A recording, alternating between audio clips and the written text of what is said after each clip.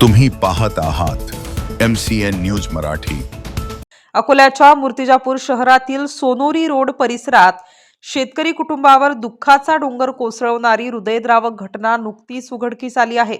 शेतातील टिनाच्या शेडमध्ये रस्सीच्या सहाय्याने गळफास घेऊन शेतकरी पुत्राने आपली जीवनयात्रा संपवल्याने संपूर्ण शहर सुन्न झाले आहे। दीपक कुलदीप येरडावकर वय 20 वर्ष असे मृत युवकाचे नाव असून तो वडिलांसोबत शेतीत खांद्याला खांदा लावून राबणारा होता।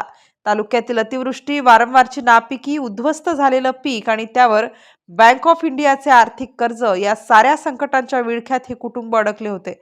या असहाय्य तणावातूनच दीपकने टोकाचे पाऊल उचलल्याची चर्चा असून वडिलांचे डोळे आसवांनी भरले आहेत। घटनेची माहिती मिळताच पोलीस घटनास्थळी दाखल झाले व पंचनामा करून मृतदेह शवविच्छेदनासाठी पाठवण्यात आला। या घटनेने मूर्तिजापूर परिसरात शोककळा पसरली असून सर्वत्र हळहळ व्यक्त करण्यात येत आहे। दीपकच्या पश्चात आई, वडील आणि मोठा भाऊ असा आप्त परिवार आहे। MCN न्यूज मराठी करिता धनराज सपकाळ, मूर्तिजापूर।